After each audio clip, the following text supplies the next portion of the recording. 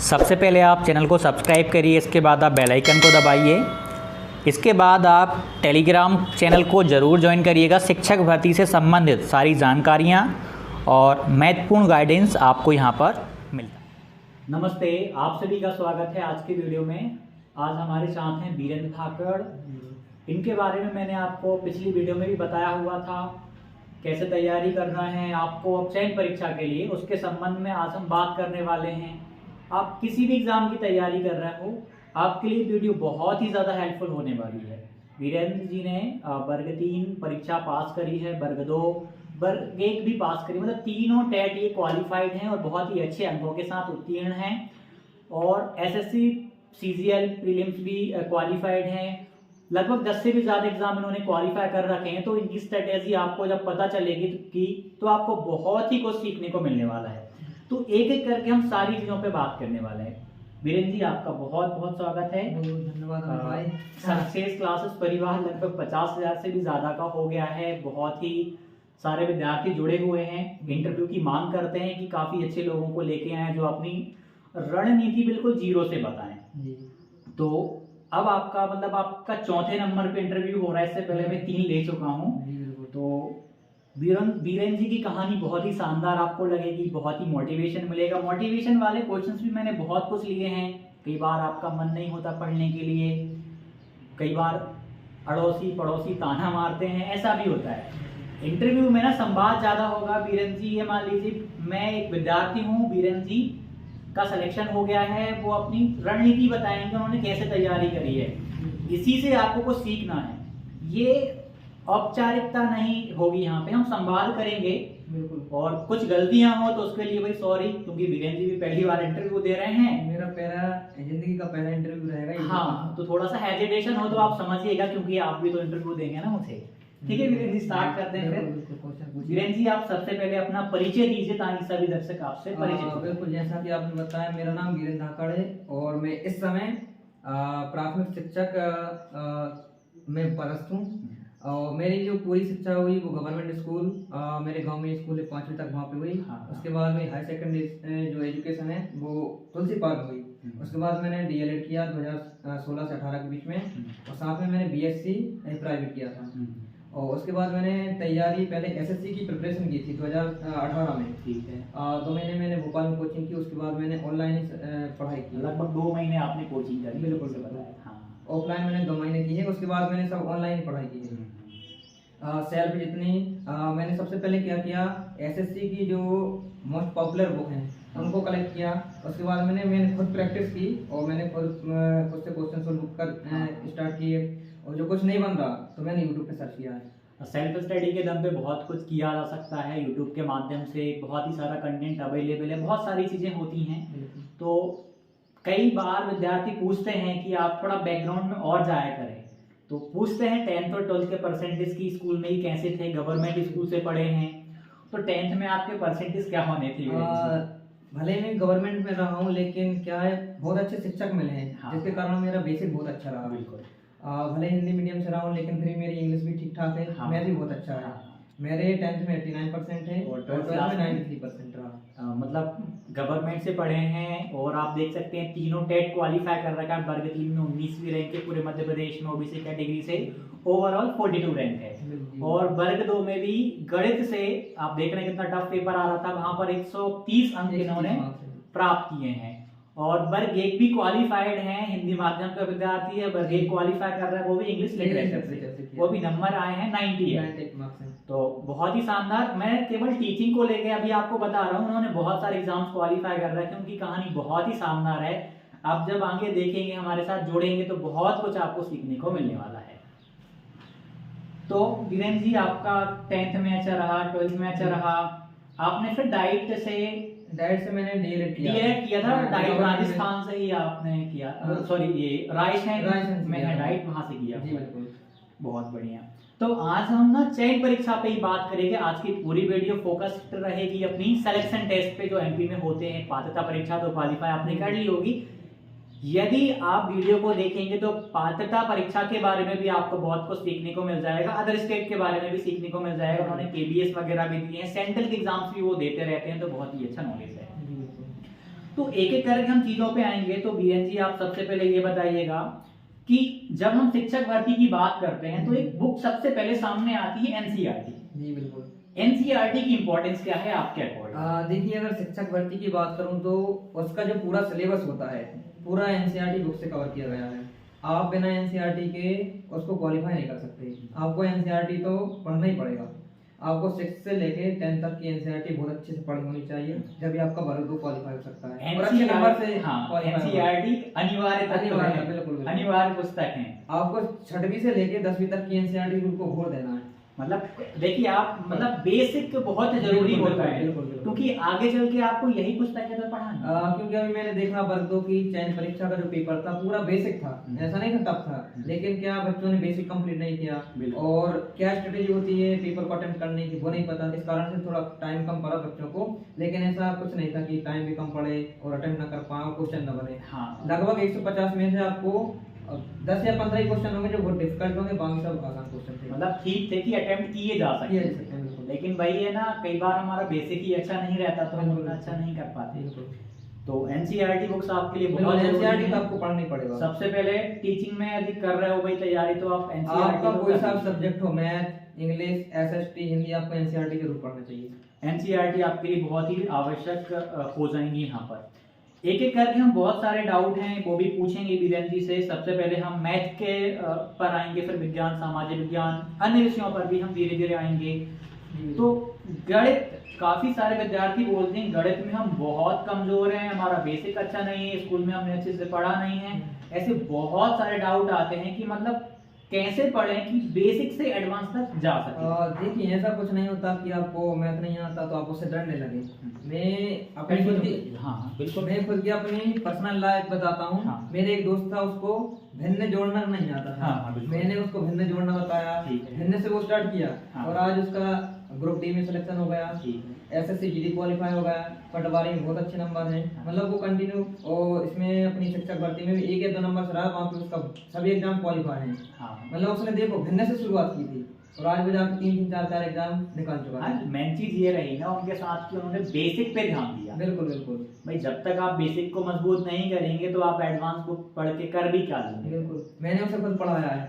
मतलब मैं केवीए से पढ़ा रहा था तो वो मेरे साथ था, तो मैंने उसे मैथ बहुत पढ़ाया और बहुत मेहनती था वो। अगर आप मेहनत से पढ़ोगे तो मैथ इतना नहीं है, क्या सब लिमिटेड है। आपको क्या करना है, जो एग्जाम में आता है उसको फोकस करना है। आपको ये नहीं कि आपको ज्ञान ही बनना है, एग्जाम में क्या पूछ रहा है वो आप पढ़ो, बाकी सब छोड़ो। ऐसे देखा जाए तो फिर कोई सा भी विषय कंटेंट बहुत सारा है, आप पीएचडी कर सकते हो किसी एक टॉपिक पे। अब जैसे मान लो आप मैथ में ज्योमेट्री पढ़ने लगे तो 1 साल में आप पूरी ज्योमेट्री नहीं खत्म कर सकते, लेकिन एग्जाम में क्या पूछ रहा है अगर वो पढ़ें तो बेटर रहेगा। हाँ, अभी वीरेंद्र जी ने आपको बताया, उन्होंने केंद्रीय विद्यालय में भी पढ़ाया है वो 1 साल कॉन्ट्रेक्चुअल बेस पे। जी बिल्कुल। तो केवी में इंटरव्यू क्वालिफाई करने के बाद ही पहुंच पाते हैं। जी बिल्कुल। तो ये अभी मुझे याद आया, भूल गया था। मतलब बहुत ही अच्छी अचीवमेंट है, वही केवी में पढ़ा के आए हैं। तो मैथ कौन सी पुस्तकों को अध्ययन करें कि मैथ अच्छा हो जाए? देखिए, सबसे पहले तो अगर आपका बेसिक क्लियर नहीं है तो बेसिक के लिए आप एनसीईआरटी पढ़ें। उसके बाद एक बुक आती है आर एस अग्रवाल की, उसमें क्या है एक्स मेथड से क्वेश्चन किए होते हैं, तो आपको एक्स मेथड से भी करना है, ऐसा नहीं आप उनको अवॉइड करें। और आर एस अग्रवाल कॉम्पिटिटिव वाली आती है ना, 10वीं वाली आती है? कॉम्पिटिटिव वाली, क्योंकि मैंने सबसे पहले क्या एसएससी सीजीएल की प्रिपरेशन की, तो सबसे पहले मैंने आर एस अग्रवाल को लगाया। उसके बाद मैंने राकेश यादव सर की आती है 73 से प्लस करके, उस बुक को लगाया मैंने। इस प्रकार से मेरा मैथ बढ़िया हुआ है। हाँ, वो एसएससी के लिए हो गया है, लेकिन इतनी हाई बुक जो अपने टीचिंग, हाँ टीचिंग के लिए तो मैं कहता हूँ आप 6वीं से लेके 10वीं तक की एनसीईआरटी का बेसिक से अच्छे पढ़ना है, ये अच्छा करना है। बिल्कुल बिल्कुल। मतलब हर एक विषय की बात करें तो हर एक विषय में ये तो जरूरी हो। तो जैसे कि ये कोचिंग लें या नहीं लें, ये भी देखिए कोचिंग का ऐसा रहता है, अगर कोचिंग नहीं लेते अपन तो अगर कोचिंग अच्छी मिल जाए तो लेना चाहिए। ऐसा नहीं कि आप कोचिंग ना लें, अगर कोचिंग अच्छी मिल रही तो क्या होता है कम समय में वो आपको ज्यादा पढ़ा देते हैं, क्योंकि वो खुद ही मेहनत कर रहे हैं। अगर वो कोचिंग पढ़ा रहे हैं तो उनको भी कुछ ना कुछ नॉलेज तो होगा, तब तो कोचिंग पढ़ा रहे हैं। तो अगर कोचिंग आपको मिलती है आसपास कहीं भी तो आपको कोचिंग लेना चाहिए। मेरा ये मानना है। यदि सेल्फ स्टडी करना है तो आप YouTube के माध्यम से वो भी सेल्फ स्टडी कर सकते हैं। या तो आप YouTube से किसी टीचर से पढ़ सकते हो अगर आपका बेसिक क्लियर नहीं है, सही, या आप ऑफलाइन भी पढ़ सकते हो। लेकिन क्या है, आपको अगर बेसिक क्लियर नहीं है तो आपको थोड़ी प्रॉब्लम हो सकती है। हाँ, मतलब कोई ना कोई गाइड करने वाला आपके पास रहे तो और भी बेटर रहे। बिल्कुल बिल्कुल बिल्कुल सही कहा आपने। कॉमनली बात करें तो भाई सीडीपी पात्रता परीक्षा में जो पूछी जाती है और भी एग्जाम्स में आती है, तो सीडीपी कैसे तैयार करें, क्योंकि बहुत कई बार डिफिकल्ट क्वेश्चंस भी बन जाते हैं। जी बिल्कुल। सीडीपी का देखिए मेरा क्या है, मैंने 2021 में DSSB में पीआरटी की वैकेंसी आती है। एक सेकंड रुकिएगा, रोकूंगा। डीएसएसबी से इन्होंने डीएसएसबी भी दिया हुआ है और शायद 146 मार्क्स आए थे। 145 मार्क्स 145 मार्क्स थे। एमसीडी और डीओ दोनों में बहुत ही अच्छे नंबर थे कि सोचिए दिल्ली का एग्जाम दे रहे हैं, उस हाँ सिलेक्शन नहीं हो पाया फाइनल, क्योंकि वैकेंसी बहुत ही कम थी, ना के बराबर थी, लेकिन इतने अच्छे नंबर लाना ये भी अपने आप में बहुत बड़ी अचीवमेंट। तो सीडीपी का ऐसा है, सबसे पहले तो मैंने एनआईयूएस की जो 30 बुकलेट होती है ना, उनको मैंने ऑफलाइन निकलवाई हार्ड कॉपी में, उनको पूरा अध्ययन किया। 30 बुकलेट थी, 30 की 30 पढ़ी मैंने, कम से कम 3 या 4 बार पढ़ी थी वो मैंने। उसके बाद मैंने एक सर्वा पब्लिकेशन की सीडीपी करके बुक आती है, एमसीक्यू रहती है, एमसीक्यू रहते हैं उसमें, वो मैंने पूरी लगा दी। उसके बाद एक अग्रवाल एग्जाम कार्ड है, वो बुक पढ़ी है मैंने, वो भी एमसीक्यू वाली है। उसके बाद एक लूसेंट की आती है बचपन बाल विकास की, पतली सी बुक रहती है 70 रुपए की, उसमें बहुत अच्छा कंटेंट है, भले वो पतली लेकिन कंटेंट बहुत अच्छा है उसका, वो पढ़िए। आप धीरेन्द्र जी देखिए, इतनी सारी अपन ने इनको पुस्तक बता दी, अब ये डर जाएंगे, मतलब नहीं, लेकिन आपको इतना नहीं पढ़ना है। हाँ। देखिए अगर मध्य प्रदेश की भर्ती की बात करें तो आप क्या कर सकते, तो आप या सीडीपी की बात करें तो आपकी क्या क्वेश्चन अटेम्प्ट करने की रणनीति होती है उसमें, कि भाई आप ऑप्शन है वो एलिमिनेट कर सकें। जैसे 4 क्वेश्चन है उसमें से 2 एलिमिनेट कर दिए, तो बचे 2 में से अपन ने अगर अच्छा पढ़ा है तो अपन समझ में जाता है कि भाई ये नहीं हो सकता। अब 50-50% रहता है, अब हो सकता है सही भी हो जाए, हो सकता है गलत भी हो सकता है। बिल्कुल। तो वही है कि भाई आपको लिमिटेड मतलब पहले बेसिक करिए आप। जैसे कि इन्होंने सीडीपी का बोला, तो सीडीपी में उन्होंने पहले बेसिक पुस्तक पढ़ी, एनआईयूएस की पुस्तक आपको मिल जाएंगी, शायद वेबसाइट है, वेबसाइट है NIU.com, सारी पुस्तक फ्री अवेलेबल रहती है। मैंने भी टेलीग्राम पे डाल रखा है, लिंक हमने दे रखी है, तो आप वहां से भी देख सकते हैं। उसमें आप एक काम ये करना है, हिंदी माध्यम के छात्र हैं तो हिंदी के साथ साथ थोड़ी इंग्लिश में पढ़ें। हाँ, ये हिंदी का ट्रांसलेटर दे रखा है इसमें। अच्छा, हिंदी में क्या रखा है, इंग्लिश की जो बुक है एनआईएस की उनको ट्रांसलेट करके गूगल हिंदी में दे रखा है, तो थोड़ी दिक्कत हो जाती है, कई बार अनुवाद गलत। बिल्कुल, तो थोड़ी आप इंग्लिश की भी देखते जाएं। ठीक, तो आप सीडीपी का देख लीजिएगा। आप किसी भी एग्जाम की तैयारी कर रहे हो, जब कर ही रहे हो तो भैया बेसिक से ही मजबूत कर लो, बिल्कुल, और भी बेटर रहेगा। तो ये हमने देखा, सेल्फ स्टडी कोचिंग की हमने बात करी है, आप चाहें तो ले सकते हैं, सेल्फ स्टडी भी कर सकते हैं, डिपेंड करता है आपको कितनी नीड है। बिल्कुल। अगर आपके आसपास कोई टीचर है जो अच्छा पढ़ाते हैं तो मैं तो कहता हूं उनसे पढ़ लेना चाहिए। बिल्कुल, क्योंकि उनको कुछ ना कुछ नॉलेज तो होगा, तब तो वो पढ़ा रहे हैं। सही बात। अगर उनसे थोड़ा बहुत ही बेनिफिट मिलता है, क्या रहता है, अपन कोचिंग जाते हैं तो एक अपना डिसिप्लिन बन जाता है, तो इतनी बारी कोचिंग जाना है और आके पढ़ाना है, बेसिक के लिए बहुत बढ़िया रहता है। बिल्कुल। अभी हम पुस्तकों के नाम जानेंगे कि कौन किस विषय के लिए कौन सी पुस्तक है, वो लास्ट में जानेंगे। उससे पहले बहुत सारे क्वेश्चंस रहेंगे, वो उन पे भी हम बात करने वाले हैं। तो एक और क्वेश्चन पूछा जाता है मॉक टेस्ट के बारे में। मॉक टेस्ट आजकल के ज़माने में देखा जाए कि पहले तो चलिए कंपटीशन नहीं होता था इतना ज़्यादा, लेकिन अब कंपटीशन काफ़ी है पहले से, तो अब मॉक टेस्ट लगाना कितने ज़रूरी हो गए हैं, आप वो बताइए। देखिए मॉक टेस्ट मान के चलिए कि जैसे मान लो एक कुल्हाड़ी है, कुल्हाड़ी धार देना होता है ना, तो मॉक टेस्ट क्या करते हैं, अपन को धार देते हैं। अगर धार आपकी अच्छी होगी तो आपको पेड़ काटने में आसानी होगी। तो मॉक टेस्ट क्या होती है, जो सिली मिस्टेक होती है अपनी छोटी छोटी, वो एक सुधरने लगती हैं। दूसरा टाइम मैनेजमेंट अच्छा होने लगता है उससे। तो मॉक टेस्ट से एक तो खुद का सेल्फ एनालिसिस हो जाता है, सेल्फ इंप्रूवमेंट भी होता है, टाइम मैनेजमेंट होना, और हमने जो पढ़ा है वो आ रहा है कि नहीं आ रहा। सही बात। जैसे मान लो अपन ने थ्योरी पढ़ ली, बांडुरा पढ़ लिया, या और भी जितनी थ्योरी है वो पढ़ ली, लेकिन पता चलो क्वेश्चन ही नहीं बन रहा है, तो सबसे इम्पोर्टेंट होता है अपन को एमसीक्यू आना चाहिए। भाई थ्योरी से नहीं होगा, थ्योरी आप कितनी पढ़ लें खत्म ही नहीं होना कभी, लेकिन जो क्वेश्चन जो पूछे जा रहे हैं वो आपसे बन रहे हैं कि नहीं, वो सबसे ज्यादा इम्पोर्टेंट होता है। तो मतलब जैसे कि आपने इसमें एग्जाम दिए हैं, तो आप मॉक किस तरीके से लगाते हैं, आपकी स्ट्रेटेजी होती क्या है? देखिए सबसे, मैं जितने भी एग्जाम निकले वो मॉक की स्ट्रेटेजी मानूंगा मैं सबसे। क्या ग्रुप डी हो, मेरा सबसे पहले मैं बताता हूँ कौन कौन से एग्जाम निकले, मैं बताना चाहूंगा। सबसे पहले मैंने 2017 में एमपी पुलिस दिया था, वो क्वालिफाई हुआ। मैंने क्या 12th पास होने के बाद, हाँ 12th पास हुआ था, और 2017 में हुआ था, 2016 में पास हो गया था, 2017 में एग्जाम था। मतलब कोचिंग कुछ नहीं थी, डीएलएड के फर्स्ट ईयर में। बिल्कुल। मैंने क्या किया था, आरएस अग्रवाल में जो एग्जाम्पल होते हैं ना, मैथ क्या थोड़ा मेरा पहले से अच्छा था, बेसिक अच्छा था, तो मैंने सेल्फ उनको करके और मैंने ऐसे दे दिया था पेपर, तो बड़े नंबर आए थे, उसमें 76 नंबर आए थे। उसके बाद मैंने तो फिजिकल में नहीं हो पाया। हाँ, फिर फिजिकल नहीं हो पाया था, मेरा मूड भी नहीं था, क्योंकि उसमें जाना नहीं था मुझे। उसके बाद मैंने सीटेट का दिया था, बहुत आसान होता है।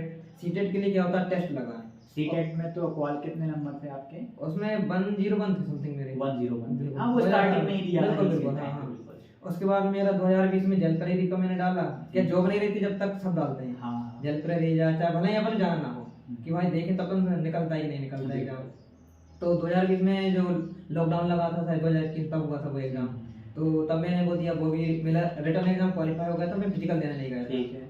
उसके बाद मैंने ग्रुप डे दिया, जो कोरोना के बाद जो ग्रुप डी, हाँ। उसका मेरा रिटर्न क्वालिफाई 76 नंबर थे उसमें भी, लेकिन फिजिकल देने उसका भी नहीं गया मैं। क्योंकि इनका यहाँ पे एमपी में हो गया था। बिल्कुल बिल्कुल, बड़े दिन में मेरा सिलेक्शन हो गया था। क्योंकि 125 पॉइंट कुछ नंबर है और ओबीसी कैटेगरी से 19 रैंक, ओवरऑल 42 रैंक है। बिल्कुल, तो बहुत ही अच्छा रहा था इनका। और उसके बाद मैंने एनटीपीसी भी दिया, उसमें भी मेरा लेवल 2 लेवल 3 प्री निकल गया था।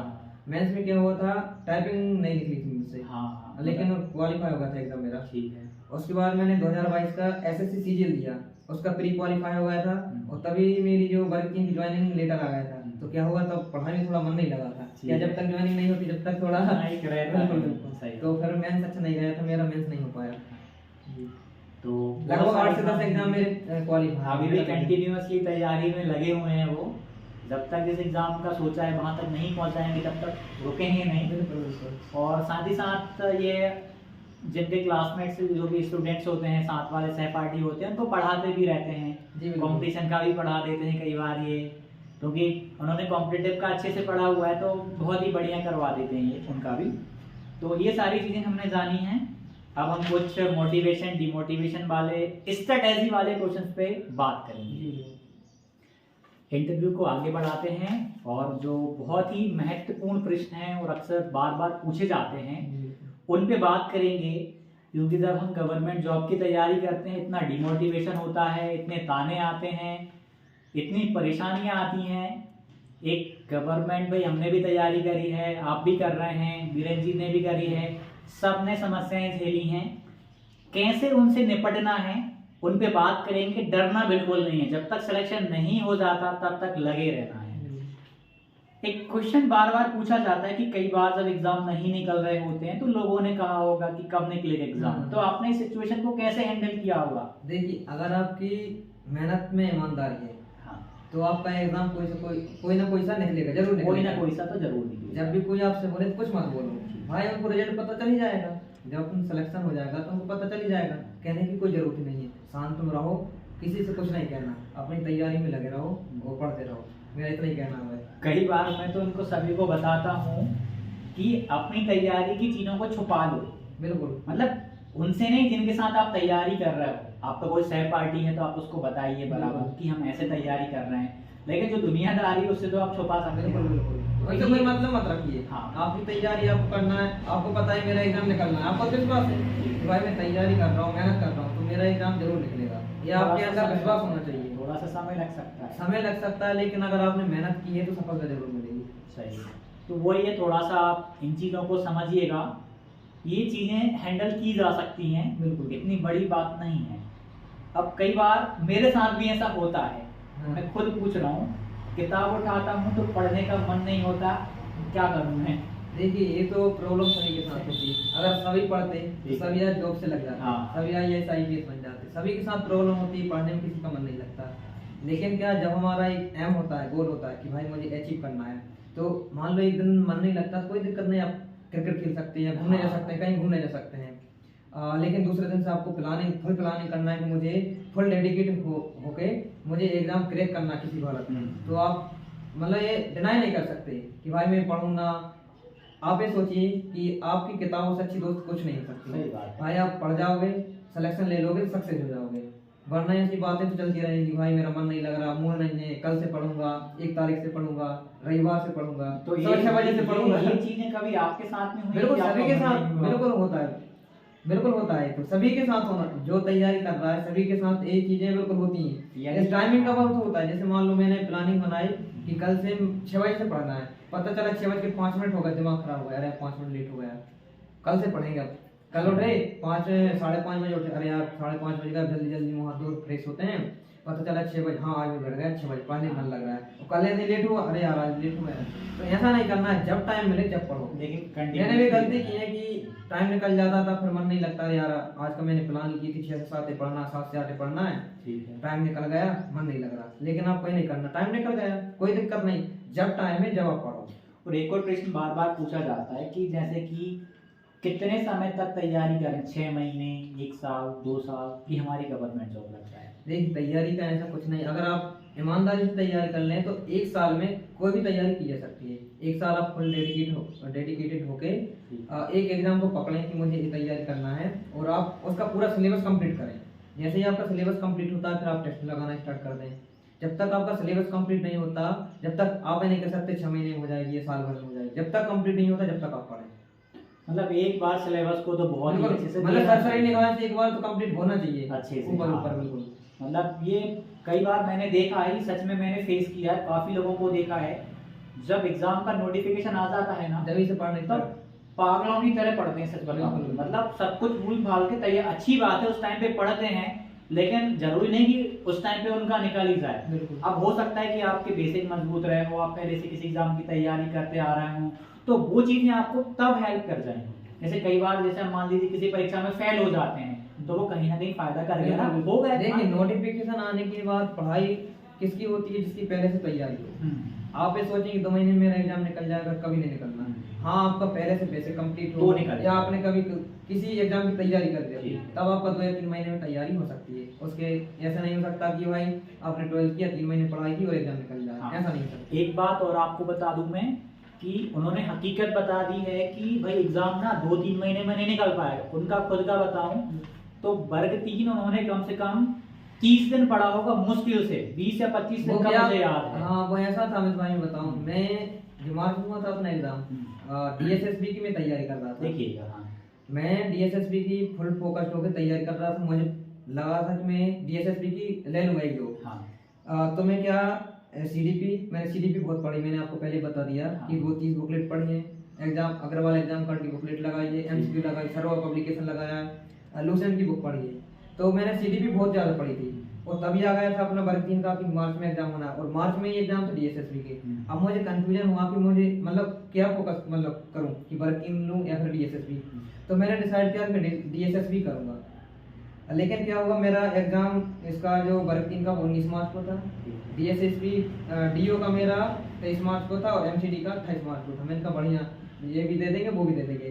तो 5 से 6 दिन थे डिसाइड करने की। देखो सीडीपी मेरी कंप्लीट थी, और मैथ मेरा कंप्लीट था पहले ही से, और उसके बाद बची क्या थी, संस्कृत। मैंने क्या सेकंड लैंग्वेज 2020 में फॉर्म डाली, संस्कृत ले रखी थी, और मैं अपडेट करना भूल गया था कि इंग्लिश करना है मुझे। तो मैंने कहा ठीक है। अब मैंने टेस्ट लगाया, संस्कृत में 4, 5, 6 नंबर आए। अब मैंने कहा वो नहीं होना कुछ।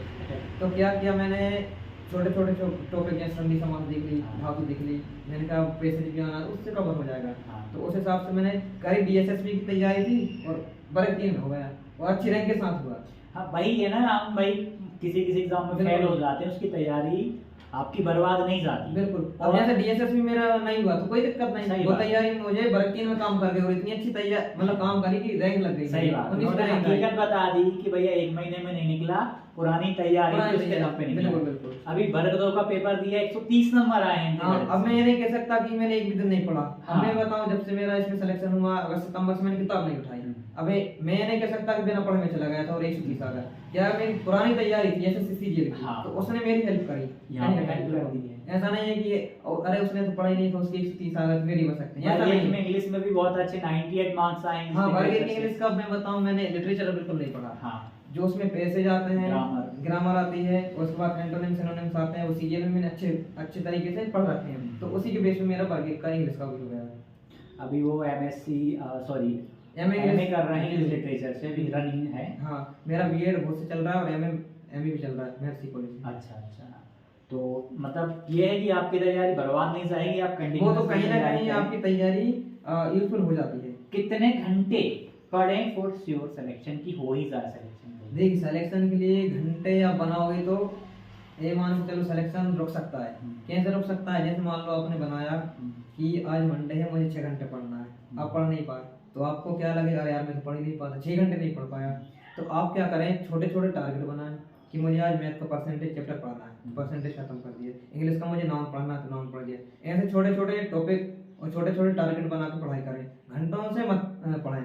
ना घंटों से आप पढ़ाई करें, ना टाइम टेबल बनाएं कि मुझे 6 से 7 पढ़ना, 7 से 8 पढ़ना है। आप उठे, मुँह हाथ धोए, फ्रेश हुए, और जो आप मतलब रात में प्लानिंग कर लें कि मुझे सुबह उठ के ही पढ़ना है, तो टाइम जितना मतलब ये नहीं कि 7 बज गए 8 बज गए। हाँ बिल्कुल, आप घंटों से मत पढ़ें, आप तो मतलब छोटे छोटे टारगेट बनाएं और उनको अचीव करें। ठीक है। और एक और चीज़ यहाँ पे सामने आती है वीरेंद्र जी कि पढ़ते टाइम कई बार अचानक से होता क्या है, कई लोगों के साथ होता है, इवन मैंने कई विद्यार्थियों की कमेंट भी देखी, बार बार ये कमेंट पूछी जाती है कि हम तैयारी कर रहे होते हैं, अचानक से डिमोटिवेशन हो जाता है, ऐसा लगने लगता है कि हमें यार अब नहीं निकल पाएगा एग्जाम, तो उस टाइम पे क्या करें, क्विट कर दें या तैयारी को कंटिन्यू भी रखें? देखिए, वो अपन को समझ में आ जाता है कि अपना एग्जाम निकलेगा कि नहीं निकलेगा। अगर आप ईमानदार हैं, ईमानदारी से आपने तैयारी की है, तो आप अपने आप से झूठ ना बोलें कि आप अपने आप कम से कम, अगर आप सरकारी नौकरी की तैयारी कर रहे हैं तो सेल्फ एनालिसिस करना जानें कि भाई मैं कौन सा एग्जाम क्रैक कर सकता हूँ, कौन सा नहीं कर सकता, उस हिसाब से आप तैयारी करें। अब पता चला आप जैसे मान लो आपको जीके पढ़ने में मन नहीं लगता और यूपीएससी की तैयारी करने लगे, हाँ भाई आपका देखो आपका स्ट्रॉन्ग क्या है, मैथ इंग्लिश स्ट्रॉन्ग है तो सीजीएल की तैयारी करें, जीके अगर स्ट्रॉन्ग है तो आप यूपीएससी तरफ जा सकते हैं, आपको पढ़ाने का शौक है तो टीचिंग लाइन में सकते हैं। तो सबसे पहले सेल्फ एनालिसिस अच्छा होना चाहिए कि हम किस फील्ड के लिए, आप किसी को देखकर ना करें कि यार उसका इसमें होगा तो मैं भी वही तैयारी करूंगा। आप अपने अंदर को झांकें और अपनी जो ताकत है उसको समझें और उस हिसाब से तैयारी करें। और टीचिंग में भी बहुत ही बड़ी स्कोप है, बहुत ही अच्छी जॉब रहती है, किया जा सकता है यहाँ पर भी।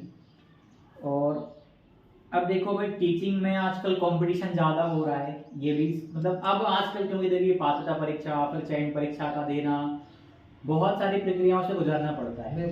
तो इस टाइम पे ना अभी जैसे कि अभी वर्ग दो में नेगेटिव, वर्ग 1 और 2 में दोनों में नेगेटिव मार्किंग कर दी थी पात्रता परीक्षा में। और पता क्या हुआ, बहुत कम फॉर्म डाले। हाँ, कई लोगों ने पता है फॉर्म ही फिल नहीं करे, बाद में क्या बोलते हैं, वर्ग 1 में इंग्लिश में 20,000 फॉर्म डाले, उसमें से शायद 15% पास। देखिए नेगेटिव मार्किंग कर देने से ऐसा हो गया, अब जो लोग डरे नहीं वो सच में अपने प्रति ईमानदार रहे होंगे, उन्हें अपने आप पे विश्वास रहा होगा कि यार नेगेटिव मार्किंग हो जाए, कुछ भी हो जाए, और अभी नहीं हुई हटा दी, आने वाले समय में पक्का हो जाए।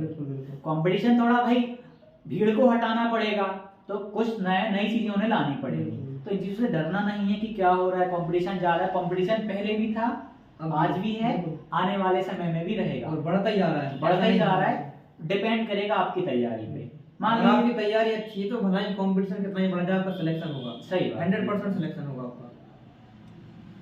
और एक और बात पूछते हैं काफी सारे विद्यार्थी कि जिस एग्जाम की हम तैयारी कर रहे हैं, क्या हम उससे थोड़ा ऊपर लेवल की तैयारी करें ताकि वो निकल जाए? देखिए, लेवल मैं मानता हूँ कि लेवल कुछ नहीं होता कि लेवल कम लेवल या ज्यादा लेवल। जैसे मान लो आपने कोई सा चैप्टर पढ़ा है, तो आप जिस एग्जाम को दे रहे हैं उसके आपसे क्वेश्चन बनने चाहिए कुल मिला के। ये नहीं कि यार वो एमपी मतलब स्टेट गवर्नमेंट का है एग्जाम तो थोड़े कम लेवल की कर लेते हैं, सेंट्रल का है तो थोड़ी ज्यादा लेवल की कर लेते हैं। तो ये एक गलत कॉन्सेप्ट बन गया है बच्चों का कि भाई कम लेवल की तैयारी है, अच्छी लेवल की तैयारी। मतलब तैयारी क्या, कोई सा चैप्टर आप ऐसे पढ़ें कि क्वेश्चन आ जाए तो हमसे बन जाना चाहिए, कुल मिला के है। तो थोड़ा सा आप ध्यान दें भाई, किस तरीके से आपको जो भी कुछ सीखने को मिल रहा है। बिल्कुल, आप देख सकते हैं कोई सा भी एग्जाम उसमें किस टाइप के क्वेश्चन पूछ रहे हैं। सही बात, उस हिसाब से आप पीवाईक्यू तो अवेलेबल रहते हैं। बिल्कुल, और पीवाईक्यू आप सबसे पहले क्या करें, कोई सा भी एग्जाम है, जो भी एग्जाम दे रहा है उसके पुराने पेपर देखें कि पुराने पेपर में किस हिसाब से क्वेश्चन पूछे गए हैं, उस हिसाब से अपन तैयारी करें। हाँ सही बात है, सिलेबस को फॉलो करना भी जरूरी रहता है, मोस्ट इम्पोर्टेंट है सर। क्योंकि कई लोग तो ये बोलते हैं कि यार मतलब व्यापक में देखा जा रहा है सिलेबस में से आजकल कुछ पूछा नहीं जाता, कई लोग ऐसा बोलते हैं। देखिए, अगर पूछा नहीं जा रहा, अगर कुछ भी पूछ रहा है तो सभी के लिए है, आपके लिए थे नहीं। और आपकी तैयारी अच्छी तो जो क्वेश्चन आपसे बनेंगे तो वो तो बनेंगे। जहाँ तक मैंने ऑब्जर्व किया है कि सिलेबस में ही पूछा जा रहा है, बस ये है कि उसमें थोड़ा डिफिकल्टी लेवल थोड़ा सा। देखिए, मैं आपको बताऊं, जैसे वर्ग 2 का पेपर मैंने नहीं दिया था तो उससे पहले जिसने भी दिया था बोल रहा था बहुत डिफिकल्ट आ रहा है, हाँ, कोई पास भी नहीं हो रहा। लेकिन जब मैंने दिया तो ऐसा कुछ नहीं था। हाँ, मतलब एक सेल्फ डाउट बन जाता है कि यार अब निकलेगा कि नहीं निकलेगा, सब लोग बोल रहे हैं। अब डिपेंड करता है रिव्यू कौन दे रहा है, समझाने वाला कौन है। ये बात देने से पहले मुझे भी शक था कि यार सब लोग बोल रहे हैं क्वालिफाई नहीं है, मुझे भी ऐसा लग रहा है कि क्या पता होगा कि नहीं। हाँ। लेकिन तब मैंने अच्छा किया तो बढ़िया स्कोर आया, 130 नंबर आया इसमें। हाँ, मतलब यदि आप मेहनत करो तो कहीं ना कहीं रंग लाएगी। और आशा करता हूँ कि आपको बहुत कुछ बीरेन जी से सीखने को मिला होगा। बहुत सारे क्वेश्चन लिख रखे थे मैंने और बहुत सारे क्वेश्चन एक्स्ट्रा करके भी पूछे हैं, और आपके फिर भी डाउट बन रहे हो तो आप बताइएगा, दोबारा इंटरव्यू ले सकते हैं उनका। तो बिल्कुल। और बुक से रिलेटेड कुछ बताना चाहूंगा, क्योंकि बहुत से स्टूडेंटों ने मुझे फोन भी किया है कि भाई कौन सी बुक पढ़े, कहाँ से पढ़े। तो मैं सब्जेक्ट वाइज पूछ लेता हूँ, मैंने लिख रखा था। हाँ बिल्कुल। तो गणित की बता दीजिए सबसे पहले। हमने हालांकि बात देखिए, मैं टीचिंग एग्जाम के पर्सपेक्टिव बताऊं तो मैथ के लिए आप 6वीं से लेकर 10वीं तक की एनसीईआरटी बहुत अच्छे से कर लें और बार-बार उनके क्वेश्चन की प्रैक्टिस करें, जिससे आपकी स्पीड बन जाए। ये रहेगा। और इसके बाद हम बात करें विज्ञान की बात करें तो विज्ञान के लिए आप कोई सा यूट्यूब, एक तो सबसे पहले एनसीईआरटी करना है, साथ में आप यूट्यूब पर सर्च कर सकते हैं, एक टीचर है अच्छे मिल जाए, जब टॉप ट्रेंड में होंगे आप देख लेना उनको। अब जैसे कि वर्ग 2 में जैसे सामाजिक विज्ञान। हाँ, सामाजिक विज्ञान के लिए मैं सजेस्ट करूंगा, एक है शुभम गुप्ता सर, उनने कंप्लीट लूसेंट करा रखी है। मतलब उन्होंने क्या किया है, जैसे हिस्ट्री है तो 10 घंटे की 3 वीडियो बना दी, 30 घंटे में हिस्ट्री खत्म, 20-25 घंटे में इकोनॉमिक्स खत्म कर दी। तो यूट्यूब पे प्लेलिस्ट वगैरह? हाँ, यूट्यूब पे सब फ्री डाला है शुभम गुप्ता सर का, और उनका टेलीग्राम चैनल है, आपको नोट्स बनाने की भी जरूरत नहीं है, वहीं मिल हाँ सब मिल जाएगा। तो ये आप ध्यान दीजिएगा सोशल साइंस का। और हिंदी की बात करें तो हिंदी के लिए देखिए, लिटरेचर के लिए आप जो सिलेबस आएगा उसके अकॉर्डिंग आप बुक ग्रामर के लिए आप एक तो लूसेंट बुक है और दूसरा आप यूट्यूब को ले सकते हैं। इंग्लिश की बात करें हम तो इंग्लिश देखिए, ग्रामर के लिए एक बुक आती है नीतू सिंह की, एसएससी सीजीएल के लिए, तो बहुत शानदार बुक है, वो सभी एग्जाम में काम करती है, टीचिंग में भी बिल्कुल आप उसको पढ़ें। और बुकैप वगैरह इंग्लिश की बुकैप कैसे करें? बुकैप के लिए मैं आपको बताऊं, एक आती है रूट वर्ड से, न्यू क्लास की आती है मिनीषा बंसल मैडम की, लगभग 200 रुपए की बुक आएगी, वो आप उसको फॉलो कर सकते हैं, बहुत अच्छे को। मतलब उन्होंने क्या किया है, जितने भी अभी तक क्वेश्चन आए ना बुकैप के, उनको रूट वर्ड में बताया है, रूट वर्ड बना दिया। जैसे मान लो रूट वर्ड से कर सकते हैं, और एक होती है निमोनिक्स से कि भाई ट्रक बना सकते हैं, जैसे मैंने उससे की सीजीएल की तैयारी की थी, तो एक सर है एस के डमीवाल सर, तो मैंने कम से कम 5000 बुकैप ऐसे ट्रक से बना के की। जैसे मैं आपको बताऊं डिलीजेंट, जैसे डिलीजेंट कैसे होते हैं, मेहनती होते हैं, तो डिलीजेंट मतलब होता है हार्ड वर्किंग। अच्छा, बिल्कुल ऐसे की मैं 4-5000 बुकें मेरी पूरी ऐसी रखी हुई। हाँ, तो ये आप ऐसे करके ही देख सकते हैं, जो आपको साउटेबल लगे वो आप कर सकते हैं। और ये सब्जेक्ट हमने लगभग देख लिया है। संस्कृत के लिए तो एनसीईआरटी स्पीक की जा सकती है, और जो भी आपको मार्केट में बुक मिले वो देख सकते हैं। क्योंकि संस्कृत के बारे में उन्हें भी आइडिया नहीं है, मुझे भी ज़्यादा आइडिया नहीं है। जो भी मार्केट में अवेलेबल होता है तो आप उनसे संस्कृत तो कर ही सकते हैं। तो ये सारी चीज़ें थी, और आशा करता हूँ कि आपने बहुत कुछ सीखा होगा, और भी नए नए सेशंस के साथ में हम मिलते रहेंगे। और बताइएगा कि आज आपने को क्या यूनिक सीखा है, कमेंट करके ज़रूर बताइएगा। कुछ ना कुछ तो आपने यूनिक जरूर सीखा होगा, आपने मतलब इतनी बड़ी वीडियो में से कुछ ना कुछ खास आपने निकाला होगा, तो वो ज़रूर बताइएगा। और आशा करता हूँ कि शुभकामनाएं हैं बीरेन जी की ओर से भी कि आपका एग्ज़ाम अच्छा जाए। बिल्कुल। और जाते जाते यदि आप कुछ एडवाइस देना चाहते हैं, सलाह देना चाहते हैं, आप जरूर दीजिए। देखिए, मैं सभी जो तैयारी करने वाले स्टूडेंट हैं उनसे कहूँगा कि आप धैर्य बनाए रखें। आपका सिलेक्शन अगर मेहनत में ईमानदारी है और आप अच्छी लगन से पढ़ाई कर रहे हैं तो आपका सिलेक्शन 100% होगा। देखिए, तैयारी का क्या होता है, कई लोग पढ़ रहे हैं लेकिन उनको क्या सही गाइडेंस नहीं मिल पा रही है, क्या क्या पढ़ना है, क्या छोड़ना है, तो वो भी एक बहुत जरूरी। अगर आपके आसपास ऐसा कोई सिलेक्टेड बंदा, तो आप उससे सलाह जरूर लें कि भाई आपने कैसे पढ़ा था, क्या आपने कौन सी बुक फॉलो की, तो उसको आप फॉलो कर सकते हैं। और टीचिंग के सच बताऊं तो ज़्यादा इंटरव्यूज अवेलेबल नहीं है। बिल्कुल, मैं आपको बताऊं, वर्ग 2 मैथ का यूट्यूब पे अच्छा कंटेंट नहीं है अभी। बहुत से स्टूडेंट मुझसे बोल रहे थे कि सर आप पढ़ाने लगो वर्ग 2 मैथ का, तो मैं करता हूँ प्लानिंग, अगर बनती है कुछ तो मैं पढ़ाने की कोशिश करूँगा। तो अब देखते हैं। और सबसे बड़ी बात ये है कि इंटरव्यूज़ की हम बात करें तो ज़्यादा अवेलेबल भी नहीं है, गाइडेंस भी अवेलेबल नहीं है, बहुत सारी चीज़ें हैं जो आपको नहीं मिल पा रही थी। हमारा छोटा सा प्रयत्न है आप तक मार्गदर्शन पहुंचाने का और भी लोगों का इंटरव्यू लेने का। कई बार होता है कि लोग इंटरव्यू देने से डरते हैं। बिल्कुल बिल्कुल, ये भी मेरा पहला इंटरव्यू था, लेकिन अमित भाई ने बहुत मुझसे कहा कि कुछ नहीं, आप देखो पहला इंटरव्यू भले ही नहीं हो सकता है अच्छा हो। वही अभी लगभग ये मान लीजिएगा कि 4 घंटे पहले से हम इंटरव्यू की तैयारी तो नहीं, मतलब हम सेटअप कर रहे थे, कभी इनके मोबाइल से ट्राई कर रहे थे, कभी मेरे से, कभी लाइट सेटअप करना। फिर हमने सोचा कि हमारी बातें पहुंच जाएं वो ज़्यादा ज़रूरी है, क्वालिटी जैसी भी आनी है, बस वॉइस और थोड़ी सी वीडियो चली जाए। और अभी भी लाइट नहीं है, लाइट नहीं है अभी भी, और इंटरव्यू अभी चल रहा है। तो देखिए, मतलब मेहनत लगती है, सच बता रहा हूँ मैं, इतना आसान नहीं होता है लोगों तक चीज़ें, सही चीज़ें पहुँचाना। वीरेंद्र जी अभी लगभग 40 किलोमीटर दूर से वो खुद आए हैं मेरे पास में इंटरव्यू देने के लिए। मतलब मैंने ही बोला था, इंटरव्यू हमारा 1 साल से डिले हो रहा था, बहुत पहले से डिले हो रहा था, वर्ग 3 के रिजल्ट से डिले हो रहा है, वर्ग 3 के रिजल्ट से डिले हो रहा था। लेकिन आज मौका मिला, आप तक कहानियाँ आई और एक नए जोश के साथ में हमने आपको कुछ चीज़ें बताई। और जो भी विद्यार्थी नए हैं, समझ रहे होंगे मैं क्या बोलने वाला हूँ, चैनल को सब्सक्राइब जरूर करिएगा, क्योंकि हम भी जो मेहनत करते हैं ना, थोड़ा सा हमें भी मोटिवेशन मिलता है। आप सब्सक्राइब करिएगा, जो भी आपके साथीगण हैं आप उन तक शेयर करिएगा, ताकि उन्हें भी बहुत कुछ सीखने को यहाँ से मिल सके। तो मिलते हैं अगली वीडियो में नए इंटरव्यू के साथ में, नए जोश के साथ में, नई एनर्जी के साथ में। धन्यवाद। क्या आपने भी अभी तक टेलीग्राम चैनल ज्वाइन नहीं किया है तो कर लीजिए, क्योंकि शिक्षक भर्ती से संबंधित सारी जानकारियाँ आपको टाइम टू टाइम वहाँ मिलती रहती हैं। टेलीग्राम चैनल का नाम है सक्सेस क्लासेस बाय अमित धाकड़, और साथ ही जाते जाते चैनल को भी सब्सक्राइब ज़रूर कीजिएगा। मिलते हैं अगले वीडियो में। धन्यवाद।